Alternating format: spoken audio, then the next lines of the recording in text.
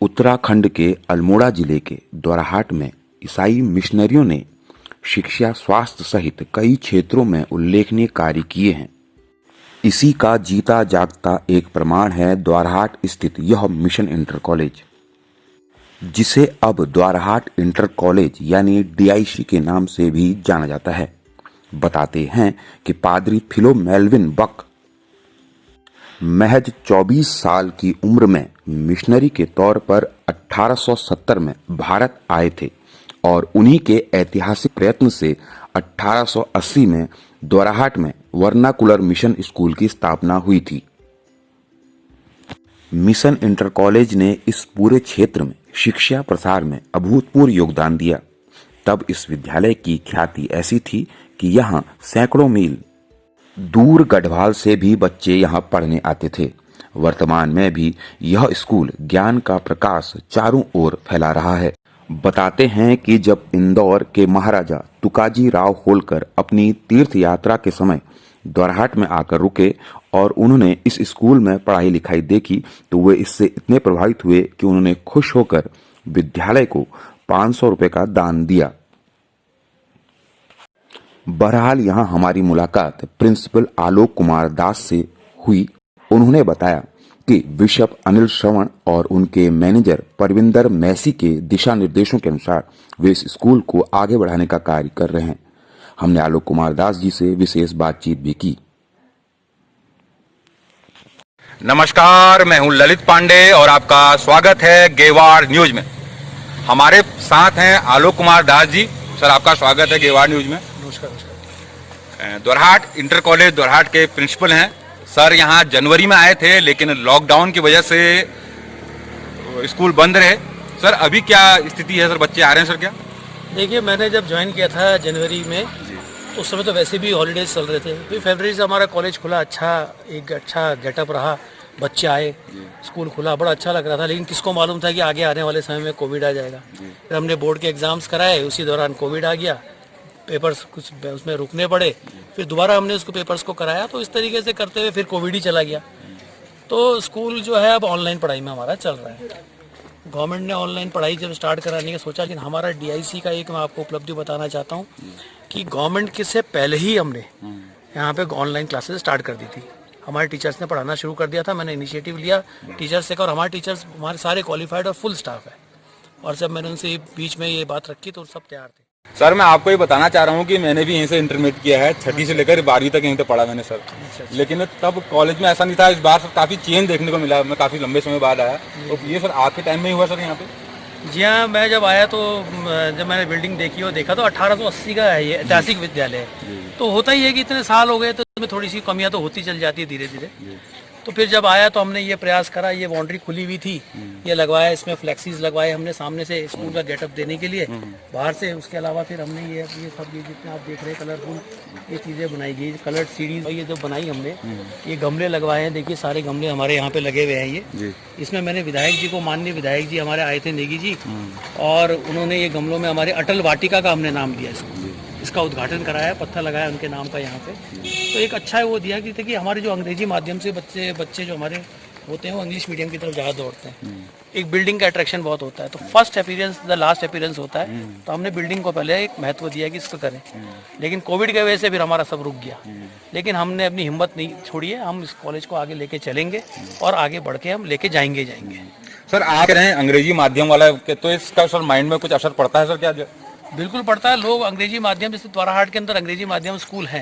देखिए, आप जो प्योरली अंग्रेजी माध्यम देखेंगे तो आप बड़ी बड़ी सिटीज़ में देखेंगे जहाँ प्योरली इंग्लिश में ही बात होती है, इंग्लिश में ही पढ़ाया जाता है। लेकिन यहाँ अंग्रेजी माध्यम जो होते हैं वहाँ पे अगर आप बच्चे को, मैंने बहुतों को पूछा, इंग्लिश में नहीं बोलते हैं। तो हमने क्या करा, हमने इस चीज़ को मैंने पकड़ा, तो क्यों इतनी फीस दे के हमारा बच्चा वहाँ जाता है, क्यों ना हमारे पास वो बच्चा आए, हम यहाँ पे उनको वही चीज़ देंगे। वही हमारा ड्रेसिंग सेंस है कि हमारा पहाड़ का बच्चा जो होता है इंग्लिश मीडियम बच्चे के सामने थोड़ा सा घबराता है, संकोचित होता है। लेकिन मैंने ये नहीं है, मेरे टीचर से बात करी, हमारे यहाँ टीचर्स हैं, हमारे जो इंग्लिश के लेक्चरर है भट्ट जी है, मैंने उनसे भी इस बात को डिस्कस किया। तो हमारा जो बच्चा है, हम चाहते हैं कि हमारा बच्चा भी उनके साथ खड़े हुए तो सीना ठोक के खड़ा रहे। मैं एक स्मार्ट क्लास गवर्नमेंट से हमको मिली नहीं, क्योंकि हमारे पास कोई एड नहीं आती है। लेकिन मैं एक प्रोजेक्टर लेकर के आया, 3D प्रोजेक्टर है हमारे पास। उसके अंदर हमने बीच में स्टार्ट करा था, इंग्लिश के स्पीकिंग कोर्स स्टार्ट कर दिया। हमारा बच्चा इंग्लिश स्पीकिंग कोर्सेज सीखेगा, इंग्लिश बोलेगा। और साल अगर ये कोविड चलता रहता तो शायद आपको दिसंबर में अभी हमारा बच्चा इंग्लिश बोलते हुए दिखाई देता। छोटे छोटे सेंटेंसेस हमने उनके साथ स्टार्ट करे थे, लेकिन फिर कोविड में बंद होने की वजह से हम थोड़ा सा बैक हो गए। तो हमारे पास बहुत अच्छा प्रोजेक्टर है। सर वो भी देखेंगे हम, आपका 3D प्रोजेक्टर भी देखेंगे, लेकिन ये भी जानना चाह रहा हूँ आपने सीसीटीवी कैमरे भी लगा रखे हैं, तो उनका उद्देश्य क्या है सर? सीसीटीवी कैमरे देखिए आप क्या होता है, इंग्लिश मीडियम स्कूलों में भी चकाचौंध वही है कैमरों की और इसकी होती है। तो मैंने विधायक जी से अप्रोच किया कि मैंने कहा देखिए वो भी हमारे यहाँ के छात्र रह चुके हैं, माननीय विधायक जी, तो उन्होंने बहुत जल्दी इस बात को स्वीकार किया। तो उन्होंने हमको सीसीटीवी कैमरे के लिए हमसे मैंने बात करी तो उन्होंने हमको दिए। इस समय हमारा पूरा कॉलेज जो है वो कैमरे से लेस है। हमारे पास 8 कैमरे लगे हुए हैं, हम पूरे इससे देख रेख करते रहते हैं। हमारे यहाँ बालिकाएं भी पढ़ती है, तो हमारे यहाँ कोई ऐसा ये नहीं हो सकता, इनडिसिप्लिनरी कुछ नहीं हो सकता। सब डिसिप्लिन के अंदर, अनुशासन के अंदर हर लड़का हर लड़की सुरक्षित है। भी जाएंगे सर, आपकी सोच काफी पॉजिटिव लग रही है, और आगे भविष्य की क्या क्या योजना है सर, जो ताकि ये द्वारहाट इंटर कॉलेज और बदलाव आए सर? देखिए भविष्य की योजना क्या है, पहले तो मेन ये है कि आप एक चीज़ बहुत अच्छे से मैंने इस बात को लेके चलता हूँ कि आज मैं प्रिंसिपल हूँ या हमारे टीचर्स हैं, ये सब इन बच्चों के वजह से हैं। ये जो बच्चा हमारे पास आता है, इनकी अगर हम इज्जत करेंगे, इनको हम जब स्टडी देंगे, इनको पढ़ाई देंगे, तभी हमारी पहचान है। इस मार्केट में अगर हमारे नाम के आगे सर कोई लगा रहा है तो इन बच्चों की वजह से लगा रहा है। अगर मैं टीचर नहीं होता तो शायद मुझे कोई सर भी नहीं बोलता। और इन बच्चों के लिए हमने करना है कि आज मेरा पूरा परिवार, इन परिवार सब इन बच्चों की वजह से चल रहा है, तो इनको हमने पूरी शिक्षा देनी है। अब यह है कि एजुकेशन सिस्टम हमारा ऐसा है कि हम थ्योरी में बहुत ज़्यादा रहते हैं, बस किताबी बुकिश नॉलेज में चलते हैं। लेकिन मैंने यहाँ आने के बाद एक योजना लेके चला हूँ कि मैंने यहाँ पे बच्चों को, एक तो सबसे बढ़िया है गवर्नमेंट से इतना पैसा आता है लघु कुटीर उद्योगों के लिए, छोटे छोटे प्रोजेक्ट्स के लिए बहुत पैसा है, जो कि आप लोगों को मालूम नहीं है, बच्चों को मालूम नहीं है, लोगों को, गाँव के लड़कों को मालूम नहीं है। तो क्यों ना हम वो बच्चों वही चीज़ें बच्चों को यहाँ से सिखा के भेजें। जैसे कि मेरे पास देखिए रूम्स पर है, ये बिल्डिंग आप देख रहे हैं, इसके पीछे के रूम जो है छोटे छोटे रूम्स हैं, छोटे छोटे वो ऐसे ही पड़े हुए हैं। तो मेरे दिमाग में एक आइडिया आया, तो मैंने यहाँ पे एक मशरूम का के एक कोर्स स्टार्ट कराने वाला हूँ मैं, जाकि यहाँ पे मशरूम उत्पादन हम करेंगे। हमारा बच्चा यहाँ सीखेगा कि मशरूम को कैसे बनाया जाता है, कैसे उत्पादन किया जाता है। उसका बेनिफिट क्या होगा कि बच्चों के घरों में आजकल आप देखिए पलायन हो गया है, गोठ पड़े हैं, मकान पड़े हैं पुराने, मशरूम के लिए वो बहुत उपयुक्त जगह होती है, छोटे छोटे अंधेरे कमरे। तो जब बच्चा यहाँ सीख लेगा तो वो अपने घर में वहाँ पे जाके बनाएगा, उसको पैक करेगा, मार्केट में बेचेगा। नौकरी मिलना इतना आसान काम तो है नहीं, तो बच्चा अपने पैरों पे खड़ा होगा। ये sir extra curriculum extra activities हमारी ये साथ साथ रोजगार के साथ साथ चलेगा, रोजगार परक शिक्षा 100% चलेगी। मेरी 1-2 लोगों से और बात हुई है जो हमको अगरबत्ती बनाना बच्चों को सिखाएंगे, यहाँ अचार जैम जेली बनाना सिखाएंगे। इसके अलावा मैंने अप्रोच करी है हमारे ये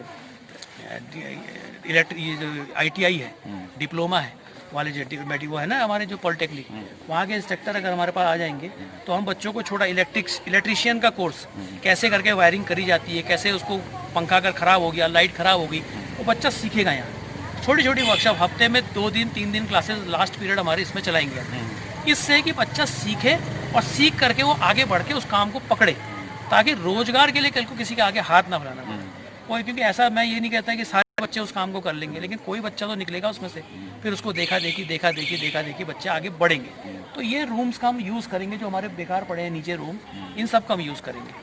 हाइड्रोपोनिक एक मेथड होता है खेती करने का, पानी के पाइप में, उसमें हम खेती कराएंगे। उसको मैंने एक कंपनी से अप्रोच कर लिया, वो आएंगे, वो करेंगे, और उस तरीके से हम बच्चों को सिखाएंगे कैसे करी जाती है, ताकि बच्चा यहाँ से निकले और उसको करे।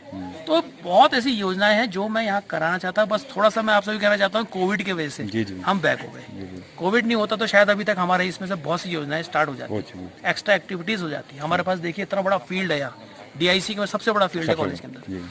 यहाँ पे हमारे बच्चे जो है स्पोर्ट्स में बहुत अच्छे निकल सकते हैं, लेकिन एक्टिविटीज़ नहीं हो पाई। इस फील्ड का यूज़ हमने करना है। इस फील्ड से मैंने यहाँ पे जो पुरानी प्रतियोगिताएं द्वारहाट के अंदर होती थी, फुटबॉल की, वॉलीबॉल की, वो वापस यहाँ पे होंगी। इसी फील्ड से स्टार्ट कराऊंगा, और मैं आपके माध्यम से बताना चाहता हूँ कि मैं इसको कराऊंगा यहाँ पे। यहाँ तक कि जो फौज में हमारे बच्चे भर्ती होते हैं NCC में, उनके लिए भी मैं एक ढूंढ रहा हूँ कि कोई इंस्ट्रक्टर जो हमारे पुराने फौज से रिटायर्ड है, कोई अगर है तो वो मेरे से आके अप्रोच करें। वो हमारे बच्चों को सिर्फ फिजिकल की ट्रेनिंग दे दें कि बच्चा फौज में जाने के लिए उसको कितना किलोमीटर कितने सेकंड में दौड़ना है, कितने डिप्स लगाने हैं, बॉल थ्रो करना है, जो भी एक्टिविटीज होती है, ड्रिल्स होती है, तो मैं चाहता हूँ, तो ये भी मेरी एक योजना के अंतर्गत है। यहाँ के स्कूलों में 3D प्रेजेंटेशन भी बहुत कम होगा सर मेरे ख्याल से। जी जी, वो हम देखना चाहेंगे सर, वो भी थोड़ा हमको दिखाइएगा। हाँ 3D का मैं जो आपका प्रोजेक्टर बता रहा हूँ वहाँ, जी। वो प्रोजेक्टर हमारा सिंपल वाला नहीं है, वो एक 3D प्रोजेक्टर है, स्क्रीन भी 3D है उसमें, और उसमें बच्चा चश्मा लगा करके ही वो चीज़ को देखेगा। वो मैंने सेटअप कर दिया है, लेकिन कोविड की वजह से अभी हम उसको दिखा नहीं पाए बच्चों को।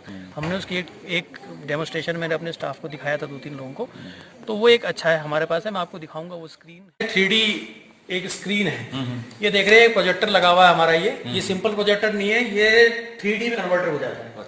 और ये जो स्क्रीन है ये भी सिंपल व्हाइट बोर्ड टाइप का स्क्रीन नहीं है, ये जो स्क्रीन है ये 3D में ही चलती है। अगर आप इसमें व्हाइट बोर्ड लगा करके कोई भी स्क्रीन लगा कर अगर इसको चलाएंगे प्रोजेक्टर को, तो उसमें आपको नहीं दिखाई देगा। तो ये स्पेशल स्क्रीन है, और उसके लिए ये बिना चश्मे के, इस बिना चश्मे के आप उसको क्लियर नहीं देख सकते 3D को, जो उसकी इमेजेस होती है।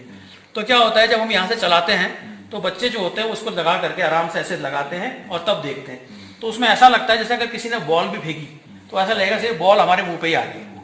तो बड़ा अच्छा एक बच्चों के लिए कॉन्सेप्ट है ये। उससे बच्चे क्या है कि जैसे फालतू बच्चा इधर उधर दिमाग नहीं लगाएगा। अगर खाली पीरियड है मान लिया तो किसी ने उनको ला करके यहाँ पे ये दिखा देते हैं, बैठा देते हैं और बच्चा आराम से देखेगा, तो इंजॉयमेंट होता है। हमने बीच में क्लासेस चलाई थी यहाँ पे, हमने बच्चों को बीच में हमारे बायोलॉजी के सर ने आकर के ब्रेन के बारे में भी उससे पढ़ाया था।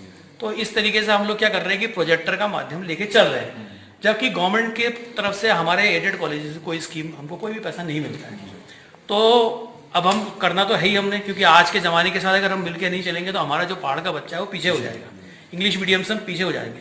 तो हम क्यों ना इंग्लिश मीडियम के बराबर चलें, तो इसीलिए ये सारे एफर्ट्स ये जो है ये मैं अपने प्रयास से लेके आया हूँ, ये गवर्नमेंट से कुछ नहीं है, हम DIC में कर रहे हैं। सर बहुत अच्छा लगा आपसे मुलाकात करके, और हम आपको भविष्य की शुभकामनाएं भी देते हैं सर। आप जो है बहुत अच्छा प्रयास कर रहे हैं सर, और हम चाहेंगे कि आपका प्रयास सफल हो। बिल्कुल बिल्कुल, बहुत धन्यवाद सर आपका। बहुत बहुत धन्यवाद। और मैं कहना चाहता हूँ अंत में कि अगर हमारे को कोई NGOs या कोई कंपनी, जो आप लोग जैसे मैंने एक दिन कहा था कि हम मंदिर मस्जिद चर्च गुरुद्वारों में दान देते हैं, अपने जन्मदिनों में बहुत पैसा बहाते हैं, शादी ब्याहों में, अगर मुझे थोड़ा सा अंश भी अगर आप विद्यालय इन बच्चों के लिए अगर हम दान कर दें तो ये बच्चों का बहुत भविष्य अच्छा बन सकता है, इन बच्चों को बहुत सुविधाएं मिल सकती है। तो मेरा निवेदन है, अगर कोई आपके चैनल के माध्यम से हमारे विद्यालय के लिए अगर किसी के अंदर प्रेरणा ऐसी जागती है कि हमारे विद्यालय के एक्स स्टूडेंट्स जो अच्छे बड़े बड़े पदों में हैं, अगर आप लोग भी आने के बाद हमारे विद्यालय के लिए कुछ करना चाहते हैं तो आप आइए, आपका वेलकम है। आपका आज आप जो कुछ बन गए इसी विद्यालय की वजह से बन गए, और आने वाली पीढ़ी को भी अगर आप बनाएंगे तो इस द्वाराहाट के समाज का, यहाँ का बच्चा बहुत आगे तक जाएगा। ये मेरी बहुत बड़ी मतलब मैं चाहता हूँ कि मेरी एक योजना है जो करे और ये बच्चा आगे फायदा उठा सके। धन्यवाद।